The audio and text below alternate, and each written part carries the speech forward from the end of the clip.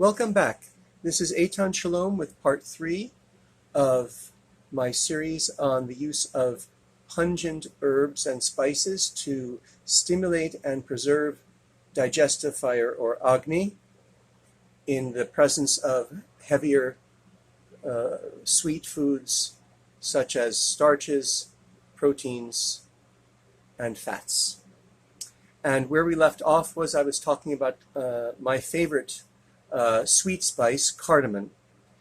Cardamom is cardamom, first of all, has an enormously delicious fragrance. It's a very light, bright fragrance. Chinese medicine differentiates between pungency and fragrance. Not important to get into that now, other than to say that one of the ways to stimulate Agni in Chinese medicine is with fragrance, and cardamom is one of the most important of those herbs that we use as a fragrant herb for digestive qualities, as a digestive. The Chinese are also very big on dried tangerine peel and also krategi, which is very sour. So intense sour flavor, as well as intense pungent flavor, intense salt flavor, intense bitter flavor, all of those are present all over the world in all the various kinds of pickles that people use as digestives as well. So cardamom. You can tell something about cardamom by how it's used. And it's used in almost, I'd say 85% of Indian sweets have cardamom added to them. And what's the quality of Indian sweets? Indian sweets are always made with milk or ghee. In fact, they'll differentiate, is it a milk sweet or a ghee sweet or both? And milk and ghee are both very cooling and very heavy. There's also sometimes flour, but primarily milk and ghee with various kinds of nuts. Sometimes flour as well.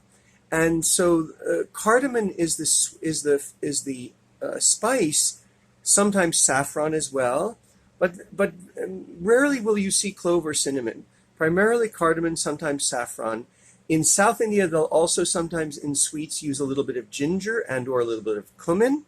You will see ginger used in sweets all over Southeast Asia, all the way up to Japan, and even Japan. And so cardamom is a very drying in a good way. It balances the effect of these heavy, moist foods. So one of the qualities, when you get into the details in Ayurveda about the qualities of each of the flavors, the pungent flavor is drying, and the pungent flavor is drying because it has the quality of fire, and fire is drying. The bitter flavor is drying because it has the quality of air, and air or wind is drying. So you don't need to think about that, but it's interesting to know how the ancients in Ayurveda conceptualize things. It's a very rational system based on observation. So, bitter herbs medicinally are used for damp conditions. So we know that bitter herbs are drying, and then we understand drying as a quality of vata dosha or wind. So cardamom is in all of these Indian sweets with milk and ghee and also sugar. Sugar in very tiny amounts stimulates the digestive fire, but in anything but a tiny amount, it dampens, it ruins the digestive fire because the sweet taste is fundamentally a function of water, and water douses fire. So it is interesting, though, sometimes I've noticed this. I won't feel very hungry, and then someone will give me something to drink. What is going on?